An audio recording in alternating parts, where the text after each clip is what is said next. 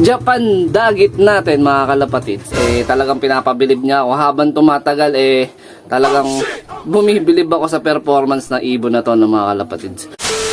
So ayun na nga mga ka-EA, no? So magandang umaga sa ating lahat. So for today's video, eto nga, no?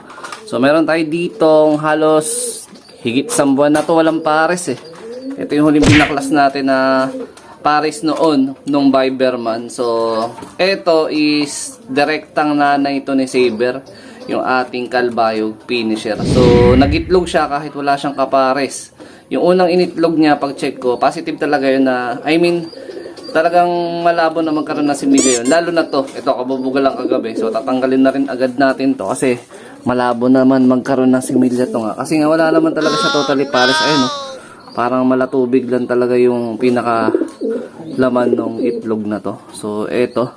So kaya hindi ko siya pinaparisan or kaya pinagpapahinga ko. Kasi nga, tinatapos ko lang yung mismong pairing na ito. Yung Page A Bird na pinahiram sa atin ni Sir Dennis Palma. Tapos ito si Weapon X. Kasi ito si Weapon X, direktang tatay rin to ni Saber, no? So pagbabanggain ko ulit yung pairing nilang dalawa.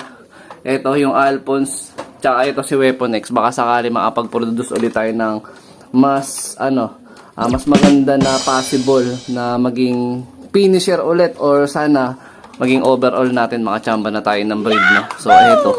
Pero pagka binakalas ko to, syempre hindi ko naman agad sila ikakasa. Kumaga pagpapahingayin ko pa to. Pero mas mabilis kasing pagpahingayin yung kak kumpara sa hen.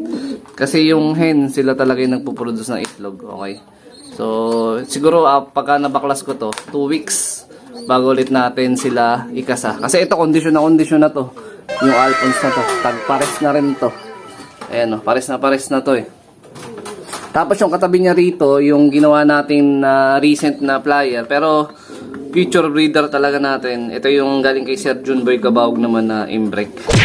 Ayan, so kak siya. Siguro mga higit isang buwan na lang mamamaris na rin to. Pero meron na ako sa kanyang ibabangga, no, na pampairing. Eto. Actually, galing naman to sa presidente namin. So shoutout kay Boss Ron Rosales. Ayan. So Jerry C, yung pinaka-bloodline niya. So, eto nga, ikakasa natin dun sa imbrek. Yan, kondisyon na rin to. Shoutout kay Pres Ron Rosales, dyan sa may Gumao. Sana ka-EA, eto nga pala si Japan natin. Ayan na siya. Paris na Paris siya. Kaya tuloy-tuloy yung pag-uwi niya galing training, no? So, pasukin natin yung loop kasi natuwa ako sa huling resulta noong pinaka-training nila, no, galing sa Concepcion, Tarlac, mga kalapatids, no. Eto nga, pero wait mo, dun sa dalawa nating ibon na nauna natin tinitraining, talagang iniwan pa niya yung dalawa nating ibon mismo, lalo na to si Bekbek, pero syempre nakakauwi naman namang lagi to, consistent pero mabagal, pero okay lang, importante medyo mahaba pa naman yung pinaka pinaka laban. So basta umuwi lang na umuwi, okay lang yan, no? So chill ka lang dyan. Tapos ito mga kalapatids, ito nga si Taiwan naman. Akala ko mag-iitlog kasi bahagya bumagal siya no? Pero mga all goods pa rin naman yung katawan niya, wala naman siyang nararamdaman, kaya obserbahan na lang natin.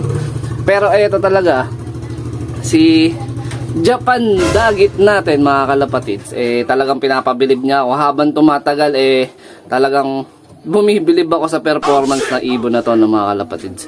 Kasi hindi ko na nga na-expect na uuwi pa to, kasi medyo lumalayo na nga bahagya yung ating pinaka training, pero siya pa yung nagpe-perform na mas matulin tsaka mas maganda, okay?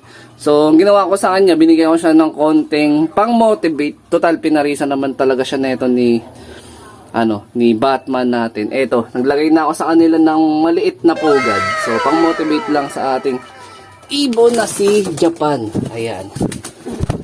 Ayan na siya. Oh, ito. Oh, diba? Medyo gamay na gamay niya yung loop natin. Kala mo talaga dito siya nakatira, no? Pero pilit na natin pinapaalis yan dati pa. Pero ayaw niya talaga lumayas dito sa ating loop. So, ayun na nga mga ka-EA. Paronda tayo. So, ito yung mga ibon natin na mukhang magtatangka na silang bumaba. Mga 10 minuto na rin na naikot yan. Tapos, ito naman, si Japan dagit, tsaka yung kapares niya na si Batman. Si Boss Jordan napadaan dito, kumuha ng all herbs. Ayan na, sarap ng ronda ng mga ibon natin, no? Ayan na. Ito pa sila. So baka sa Sabado isali natin ng pooling itong si si Japan Dagit kasi minomotivate ko na rin siya. Hindi na ako nahihirapan na papasukin siya sa ating loop. Parang feeling ko dito na talaga maninirahan itong ibon na to. Bigyan natin ng tsansa. Malay nga natin ito pa yung magresulta ngayong season sa ating loop. Ayun. Pero syempre, bilib pa rin naman din tayo dun sa mga Taiwan sa mga ibang ibon natin na tinitraining din. Kasi kahit papaano, na-OB pa rin naman din sila. Ayan o. So, pero magkakaalaman to pag tumungo na 100 kilometro yung pinaka-training. Diyan na magkakaroon ng ng turning point dun sa mga binibitaw namin sa training. Ayan. 75 years later.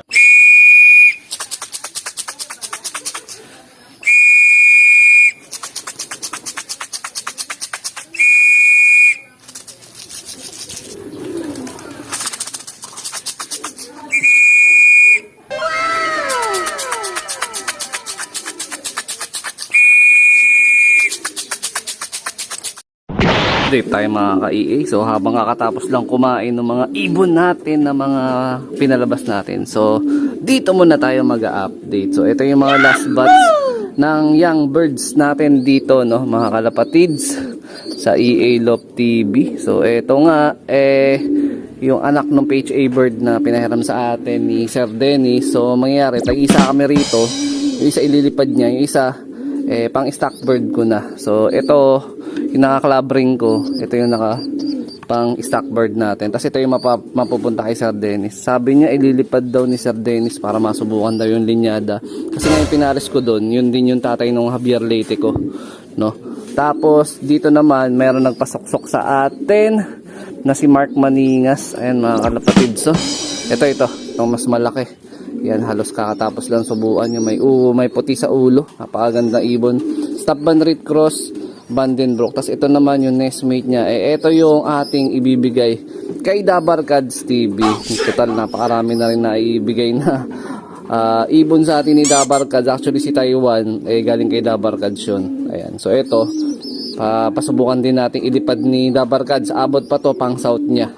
Ayan. Tapos itong kabilang dulo naman, ito is rectang anak na to ni Batusay. Ayan. Tapos yung isa, ganun din. Gusto ko sanang mag-stock bird na.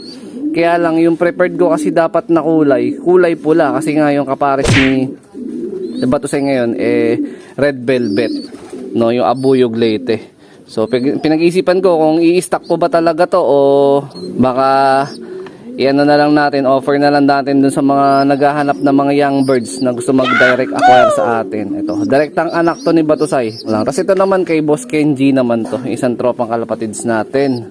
Ayan, yung si Boss Kenji, doon naman ang galing si Bek, yung Beckert natin na white flight. Ayan, so ito mapupunta to kay Boss Kenji. Ililipad niya next year, pang summer ata sa WPFC. Ayan. Galing! Ang galing! So, dito ko natatapusin tong video na to. Shoutout sa mga solid supporter natin dyan. Siyempre, huwag kakalimutan mag-like, comment, and share. At mag-subscribe kung bago pa lang kayo sa ating YouTube channel. So, ingat mga lapatids. Keep safe. God bless. Ayun na si Japan, no? Motivated na siya. Pwede na siyang ipuling.